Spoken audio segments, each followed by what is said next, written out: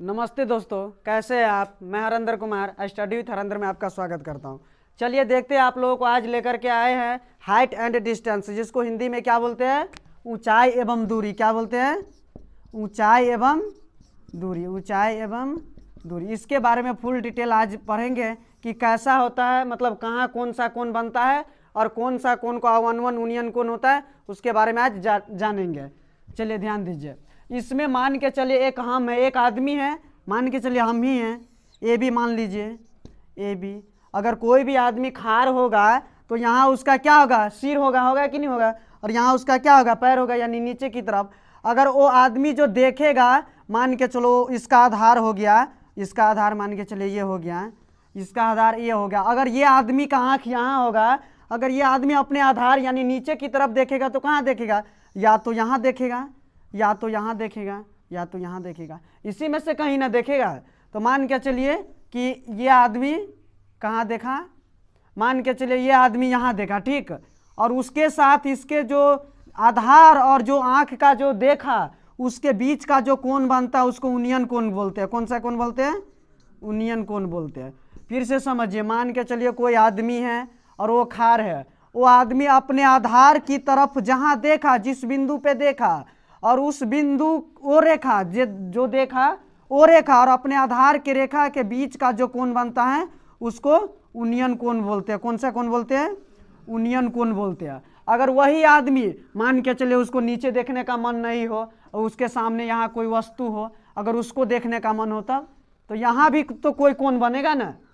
मान के चलिए कोई आदमी को नीचे देखने का मन नहीं हो, अगर उसको ज़बरदस्ती थोड़े दिखा सकते हैं, उसका मन हम ऊपर ही देखेंगे। तो उसको अगर ऊपर देखने का मन है तो यहाँ जो कोण बनेगा उसको कौन सा कोण बोलेंगे, अवनमन कोण बोलेंगे। यही इसमें समझना रहता है। ये बात भी ध्यान रखना कि यहाँ जितना कोण बनेगा वो इतना ये कोण के बराबर होगा। यानी यहाँ हम लिख सकते हैं यूनियन कोण, यूनियन कोण बराबर होगा अवनमन कोण का, अवनमन कोण। मान के चलिए ये 20 डिग्री है तो ये भी कितना होगा, 20 डिग्री होगा। अगर ये 60 डिग्री होगा, मान के चलिए ये 60 डिग्री होगा तो ये भी 60 डिग्री ही होगा, क्योंकि ये कोण एक दूसरे के बराबर होता है। यही इसमें यूनियन कोण और अवनमन कोण समझना रहता है। एक बात और, मतलब चैप्टर में भी पूछा गया है साधित में कि देखिए ऑब्जेक्टिव के रूप में आपको कैसे परीक्षा में रह सकता है। देखिए मान के चलिए ऑब्जेक्टिव आप लोगों को दे देगा कि ए पर मान के चलिए ए बी सी इसका नाम है और यहाँ पे डी मान लीजिए। तो ऑब्जेक्टिव में कैसे रह सकता है, देखिए ए पर सी का यूनियन कोण, देखिए क्या बोल रहा है, कितना होगा बताना होगा आपको, कितना होगा ऑब्जेक्टिव में, ये आपको रह सकता है। देखिए ए पर क्या बोल रहा है, ए पर तो ए यहाँ है ना, ध्यान दीजिए ए यहाँ है, तो ए पर सी का यूनियन कोण कितना होगा।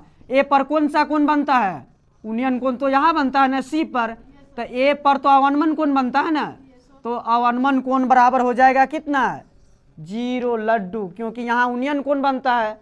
अगर इसी में अगर आपको पूछ दे कि ए पर सी का अवनमन कोण, अवनमन कोण कितना होगा, यहाँ ध्यान दीजिए क्या बोल रहा है कि फिर बोल रहा है ए पर सी का अवनमन कोण, ए पर बोल रहा है ना, तो ए पर सी का अवनमन कोण, यानी ए पर तो अवनमन कोण बनता ही है, तो ए पर सी का अवनमन कोण कितना होगा, तो यहाँ कितना डिग्री का बनता है, 60 डिग्री का ना, तो अवनमन कोण 60 डिग्री का हो गया। ये जरूरी नहीं 60 डिग्री का, ये 20 भी हो सकता है, 40 भी हो सकता है, कुछ भी हो सकता है, तो जितना यहाँ होगा उतना वहाँ भी होगा। तो देखिए अगर इसी में आपको पूछ दे तीसरा प्रश्न ऑब्जेक्टिव के रूप में क्या रह सकता है कि सी पर ए का यूनियन कोण कितना होगा। देखिए ध्यान दीजिए कितना होगा। देखिए फिर से एक इसी तरीका से ऑब्जेक्टिव है कि सी पर ए का यूनियन कोण कितना होगा, सी पर ए का, देखिए सी यहाँ है ना, ये बिंदु पर सी है तो बोल रहा है कि सी पर ए का यूनियन कोण, यानी सी पर ए का यूनियन कोण कितना होगा। यूनियन कोण तो हकीकत में यही बनता है ना, तो ये तो सही बोल रहा है, लेकिन कितना डिग्री का बनेगा, तो 60 डिग्री का बनेगा। कितना डिग्री का, 60 डिग्री का बनेगा। अगर इसी में आप लोगों को एक अलग से प्रश्न पूछ दे, देखिए अगर इसी में पूछ दे कि सी पर ए का अवनमन कोण, अवनमन कोण कितना होगा, कोण कितना होगा। देखिए फिर ध्यान दीजिए क्या बोल रहा है कि सी पर, यहाँ सी है और ए का अवनमन कोण, देखिए सी पर कौन सा कोण बनता है, यूनियन कोण बनता है ना, तो अवनमन कोण बोल रहा है, इसीलिए ये 0 होगा, क्योंकि अवनमन कोण यहाँ बन नहीं रहा है। अगर ए पर बोले तब ना ये 60 देंगे, सी पर बोल रहा है इसीलिए सी पर यूनियन कोण बनता है, अवनमन कोण नहीं बनता, इसलिए कितना हो गया, 0 हो गया। चलिए उम्मीद करते हैं कि इतना आप लोगों को समझ में आ गया होगा, इतना ही इसमें कॉन्सेप्ट है। इसके बाद इसी तरीका से एक सवाल चलिए देखते हैं। चलिए देखिए सवाल एकदम इजी है। अरे लग गया तो क्या हो गया, बोर्ड पर लिखेंगे तो लगेगा ना। देखो सवाल इसी तरीका से आप लोग को क्या बोल रहा है, देखिए एक और ये बात हमेशा ध्यान रखना कि घर पर आप लोग जानते होंगे कि सीढ़ी कैसा, सीधा रहता है कि टेढ़ा रहता है, टेढ़ा रहता है, तो सीढ़ी हमेशा इस रूप में या टेढ़ा के रूप में समझिए। और एक बात और भी, और नदी में जो पुल बनता है वो भी हमेशा टेढ़ा रहता है, सीधा नहीं रहता है। और दीवार बोले, मीनार बोले, ये सब हमेशा सीधा ही देना है। चलिए यहाँ देखिए क्या बोल रहा है, एक सीढ़ी ऊर्ध्वाधर दीवार पर, तो सबसे पहले एक दीवार पार लीजिए। अभी बताए कि दीवार कैसा, सीधा, और सीढ़ी कैसा, टेढ़ा, तो इस दीवार पे ऐसे करके सीढ़ी लगा दीजिए, लगा दीजिए। ये हो गया आपको दीवार हो गया, ये हो गया आपको दीवार, और ये हो गया आपको सीढ़ी हो गया, मान लीजिए ए बी सी।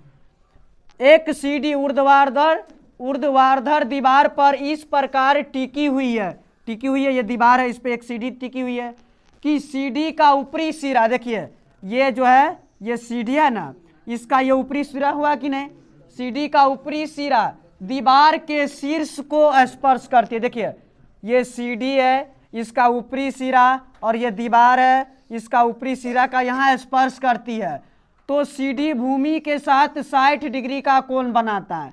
मान के चलिए ये सीढ़ी है तो भूमि को कहाँ टच करता है, यहाँ ना, तो यहाँ कितना डिग्री का कोण बनाता है, 60 डिग्री का कोण बनाता है। तो सीढ़ी का निचला सिरा दीवार से, देखिए ये सीढ़ी है, इसका निचला सिरा और ये दीवार है, दीवार से कितना मीटर दूर है, 1.5 मीटर दूर है। तो सीढ़ी की लंबाई, यानी यहाँ की, यहाँ से यहाँ की लंबाई और दीवार की ऊंचाई, सीढ़ी की यानी यहाँ से यहाँ की सीढ़ी की लंबाई और दीवार की ऊंचाई बोल रहा है निकालने के लिए। तो आप लोगों को शायद उम्मीद करते हैं बन गया होगा, क्योंकि वीडियो बन रहा है। चलिए ध्यान दीजिए, यहाँ से हल करना। देखिए क्या करना है, सबसे पहले आप लोगों को बता देंगे। देखिए ये थीटा है, तो यहाँ ये रेखा क्या हो जाएगा, पी हो जाएगा ना, तो पी बराबर क्या हो जाएगा, ए बी, पी बराबर हो जाएगा आप लोगों को ए बी। और ये क्या हो जाएगा, ये रेखा त्रिकोणमिति में आप लोग पढ़े होंगे, ये रेखा क्या हो जाएगा, तो बी बराबर कितना, 1.5 मीटर। तो देखिए, तो इसीलिए त्रिकोणमिति का ऐसा कौन सा सूत्र होता है जिसमें पी और बी दोनों आता है, tan थीटा में। कॉट में भी आता है तो कॉट भी ले सकते हैं, लेकिन आसान के लिए tan ले रहे हैं। इसीलिए देखिए tan थीटा बराबर आपको सूत्र होता है पी बटा बी। तो tan हमको कितना डिग्री का मान लेना है, 60 डिग्री का, बराबर पी के जगह पर ए बी और बट्टा बी के जगह पर 1.5 मीटर। फिर देखिए tan 60 का मान कितना होता है, tan 60 का मान √3 अब बराबर ए बी अब बट्टा 1.5 मीटर। देखिए इसके नीचे कुछ नहीं थे, क्रॉस मल्टीप्लीकेशन जानते होंगे, यानी कोना का निगुना, इसको गुना कीजिए, कितना होगा, ए बी को 1 से करेंगे तो ए बी और बराबर 1.5 मीटर और गुने √3। इसीलिए ए बी आपको कितना हो गया, 1.5 मीटर √3। अगर ए बी का मान हमको आ गया 1.5 मीटर √3, तो हमको और क्या निकालना है, ये CD की लंबाई निकालना नहीं है ना। तो आप फिर ध्यान दीजिए, अगर ये थीटा लेंगे तो ये P हो जाएगा, तो फिर ये क्या हो जाएगा, ये पता होना चाहिए आप लोगों को, H हमेशा टेढ़ा वाला ही रहता है, H कोई कभी नहीं बदलता है। P और B थीटा के हिसाब से बदलता रहता है, अगर ये थीटा लेंगे तो ये P, ये थीटा लेंगे तो ये P, लेकिन ये हमेशा H वही रहता है। तो H बराबर आपको कितना हो जाएगा, H बराबर आपको हो जाएगा क्या, AC। और अगर ये H हो गया तो ये क्या होगा, ये थीटा लेंगे तो ये P, ये H और ये B, तो B बराबर 1.5 मीटर। तो त्रिकोणमिति का ऐसा कौन सा सूत्र होता है जिसमें H, B और H आता है, तो cos थीटा। तो cos थीटा बराबर होता है B बटा H। तो cos कितना डिग्री का मान निकालना है, 60 डिग्री, बराबर B के जगह पर हो जाएगा आपको 1.5 बटा H के जगह पर AC। इधर ध्यान दे, cos 60 का मान कितना आता है, cos 60 का मान 1/2 बराबर 1.5 बटा AC। फिर यहाँ से ध्यान दीजिए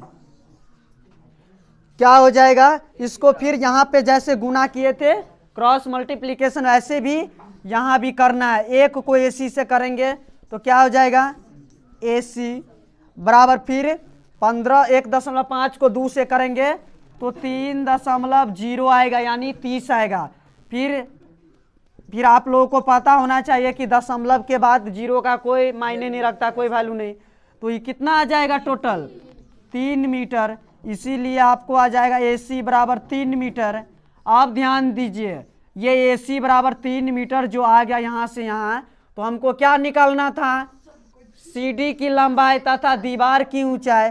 तो यहाँ लिखिए CD की लंबाई,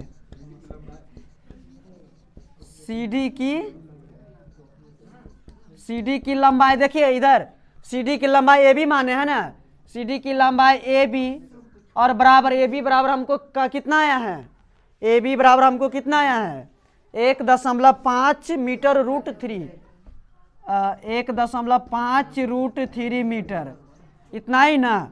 और देखिए नहीं रे, ये तो अथी का ऊंचाई हो गया, दीवार की क्या हो गया, दीवार की लंबाई या ऊंचाई हो गया दीवार की। अब CD का तो अब निकालेंगे, ये हो जाएगा आपको CD की लंबाई। देखिए इधर CD की लंबाई कितना है AC, तो AC अब बराबर AC बराबर हमको कितना आया है 3 मीटर, 3 मीटर। चलिए यही सवाल मैं आपको बोल रहा था कि CD की लंबाई और दीवार की ऊंचाई निकालना है। उम्मीद करते हैं कि ये वीडियो आपको अच्छा लगा होगा। धन्यवाद।